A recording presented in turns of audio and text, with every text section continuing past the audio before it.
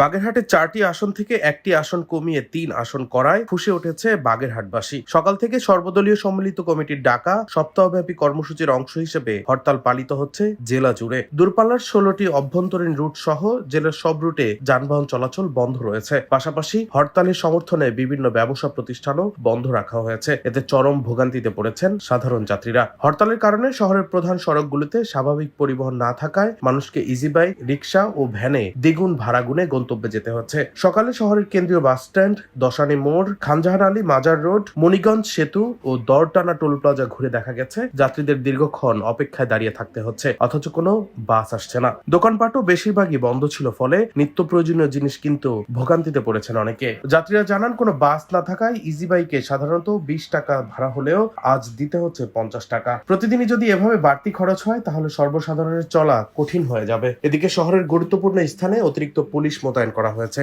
জেলা প্রশাসকের কার্যালয়, জেলা নির্বাচন অফিস ও জজ আদালতের সামনে কেন্দ্রীয় বাস স্ট্যান্ড, আইন শৃঙ্খলা রক্ষাকারী বাহিনীর কড়া নিরাপত্তা লক্ষ্য করা গেছে। হরতাল প্রসঙ্গে জানতে চাইলে সর্বদলীয় কমিটির নেতারা জানান, বাগেরহাট থেকে একটি আসন কমানোর ষড়যন্ত্রের বিরুদ্ধে জনগণের স্বার্থে আমরা শান্তিপূর্ণভাবে হরতাল পালন করছি। এই আন্দোলন বাগেরহাটের মানুষের অধিকার রক্ষার আন্দোলন। হরতালের কারণে জেলার মানুষজন মনে করছেন প্রতিটি ক্ষেত্রে তাদের জীবনে ভোগান্তির ছাপ স্পষ্ট হয়ে উঠছে। সাধারণ মানুষের প্রশ্ন, কবে তারা এমন পরিস্থিতি থেকে মুক্তি পাবে?